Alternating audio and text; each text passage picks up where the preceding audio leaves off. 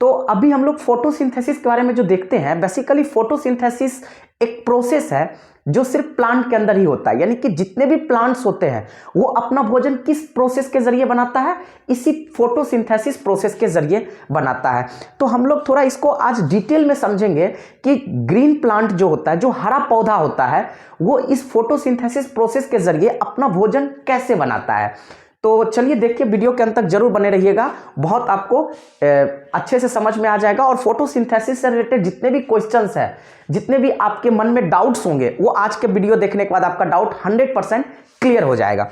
तो चलिए देखते हैं। जैसे मान लेते हैं कि ये हमने एक ग्रीन प्लांट ले लिया। देखिए ये यहाँ पे कंप्लीट प्लांट तो नहीं है, हमने सिर्फ यहाँ पे एक लीफ लिया है, क्योंकि फोटोसिंथेसिस जो होता है वो पौधे के अंदर सिर्फ ग्रीन लीव्स के अंदर होता है। जो हरे पत्ती होती है ना, हरे पत्ते होते हैं, सिर्फ पत्ते के अंदर होता है फोटोसिंथेसिस प्रोसेस। तो मैंने मान लीजिए कि हमने एक ग्रीन लीव्स लिया, यहाँ पे आप यहाँ पे दिखा भी सकते हैं। मान लीजिए मैंने यहाँ पे लिख दिया ग्रीन लीव्स। अब आप देखिएगा कि ये जो हरे पत्ते होते हैं, ये पत्ते का कलर हरा ही क्यों होता है? तो एक स्पेशल पिगमेंट है जिसको हम लोग की क्लोरोप्लास्ट कहते हैं।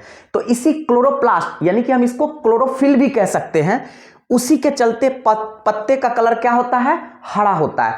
और ये जो क्लोरोफिल है, ये बहुत ही इंपॉर्टेंट रोल प्ले करता है फोटोसिंथेसिस प्रोसेस के अंदर। बेसिकली ये क्लोरोफिल क्या करने का काम करता है? और देखिएगा, फोटोसिंथेसिस जब भी होता है तो आप अक्सर देखिएगा रात के समय में पौधा फोटोसिंथेसिस प्रोसेस को नहीं करेगा, सिर्फ दिन में ही करेगा, यानी कि सनलाइट के प्रेजेंस में ही करेगा। तो इंटरेस्टिंग चीज है कि सनलाइट के प्रेजेंस में ही फोटोसिंथेसिस क्यों होता है? तो बहुत ही सिंपल है। ये क्लोरोफिल क्या करता है कि जो लाइट एनर्जी है इसको तुरंत किस में कन्वर्ट कर देता है? केमिकल एनर्जी में कन्वर्ट कर देता है। और ये केमिकल एनर्जी ग्लूकोज के फॉर्मेट में, जो कि रिएक्शन भी मैं यहां पे दिखा रखा हूं कि रिएक्शन में, जैसा कि आप लोग जानते हैं, फोटोसिंथेसिस के दौरान क्या होता है, जितने भी ग्रीन प्लांट्स होते हैं वो एटमॉस्फेयर से क्या लेता है? CO2 लेता है, कार्बन डाइऑक्साइड। और वाटर और मिनरल ये क्या करता है? ये जो रूट्स होता है इसके अंदर दो चीज होता है, जाइलम और फ्लोएम। तो जो जाइलम होता है वो क्या करता है? इस मिट्टी के अंदर से क्या करता है? ये वाटर और मिनरल को एब्जॉर्ब करता है। तो यानी कि एटमॉस्फेयर से क्या मिल गया? CO2। और मिट्टी से क्या मिल गया? जमीन से, सॉइल से क्या मिल गया? H2O। अब ये सनलाइट के प्रेजेंस में ये क्लोरोफिल क्या करेगा? इसको केमिकल एनर्जी में कन्वर्ट कर, मैंने लिख भी दिया हूं, क्लोरोफिल एक ग्रीन पिगमेंट है use to convert light energy into chemical energy. तो ये कि C6H12O6, जिसको कि हम लोग क्या कहते हैं? ग्लूकोज। यानी कि पौधे के अंदर, पत्ते के अंदर जो फोटोसिंथेसिस होता है तो फाइनली जो केमिकल एनर्जी बनता है वो किसके फॉर्मेट में बनता है? इसी ग्लूकोज के फॉर्मेट में बनता है। और इसी ग्लूकोज को हम लोग कह सकते हैं फूड ऑफ प्लांट। और साथ ही साथ हमें ऑक्सीजन गैस मिल जाता है। तो आप देखिएगा, दिन के समय में कहा भी जाता है कि आप जितने ज्यादा से ज्यादा अपने वातावरण को, जितना ज्यादा आप हरियाली रखोगे, ज्यादा से ज्यादा पेड़ पौधे अगर आप लगाओगे, तो आपको ऑक्सीजन की डेफिशिएंसी कभी नहीं होगी। क्योंकि ग्रीन प्लांट फोटोसिंथेसिस के जरिए क्या करता है? एटमॉस्फेयर में जितने भी CO2 होता है उसको एब्जॉर्ब कर लेता है और उसको एक्सचेंज करके किस में कन्वर्ट कर देता है? O2 में कन्वर्ट कर देता है। देखिए एक इंटरेस्टिंग चीज यहां पे, एक चीज और है कि ये जो हरा पत्ता है इसके अंदर एक छोटे छोटे वॉइड्स होते हैं, स्मॉल वॉइड्स, जिसको कि जैसे यहाँ पे आप दिखा सकते हैं। बेसिकली ये आपको नेक्ड आई से नहीं दिखेगा, जब आप माइक्रोस्कोप से देखोगे ना तो आपको छोटे छोटे वॉइड्स दिखाई देंगे। हम इसको कह सकते हैं एक तरह से स्मॉल वॉइड्स। यहां पे लिख भी देता हूं मैं, स्मॉल वॉइड्स। और इसी स्मॉल वॉइड्स को हम लोग क्या कहते हैं? स्टोमाटा। STO, इसी को हम लोग, स्मॉल वॉइड्स को हम लोग क्या कह देते हैं? स्टोमेटा। देखिए ये स्टोमेटा का जो है बहुत ही जबरदस्त रोल होता है। ये स्टोमेटा बेसिकली क्या करने का काम करता है? तो ये गैसेस को एक्सचेंज करता है। एटमॉस्फेयर से CO2 लेता है और उसको O2 में कन्वर्ट करके एटमॉस्फेयर में क्या कर देता है? रिलीज कर देता है। तो ये गैसेस को जो एक्सचेंज करने का काम करता है वो कौन करता है? स्टोमेटा करता है। अब देखिए, मान के चले जैसे आप अपने घर में बहुत ही ज्यादा खाना बना लिए, तो आपको जितना खाना था उतना खा लिए, एक्स्ट्रा खाना जो रहेगा उसको क्या करोगे? रख दोगे।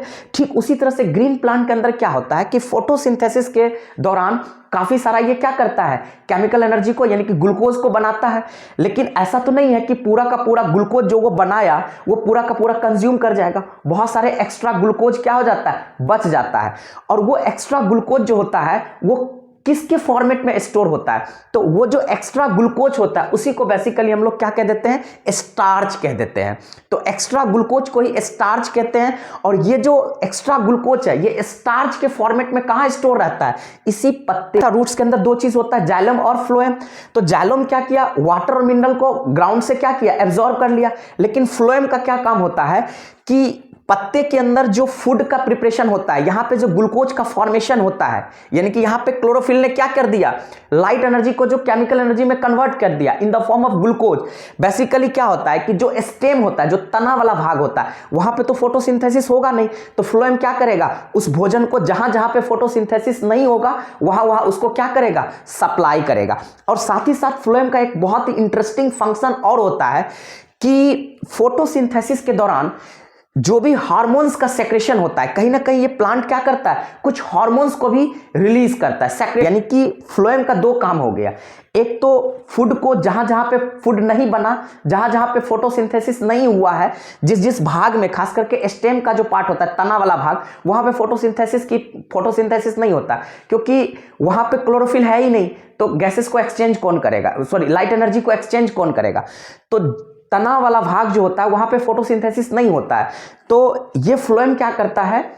प्रिपेयर्ड फूड को जहां जहां फोटोसिंथेसिस नहीं हुआ है वहां वहां पे इस भोजन को क्या करता है? फूड को सप्लाई करता है, और साथ ही साथ हार्मोन्स को भी क्या करता है? कैरी करता है। तो ये मेन फ्लोएम का क्या होता है? फंक्शन होता है ड्यूरिंग फोटोसिंथेसिस।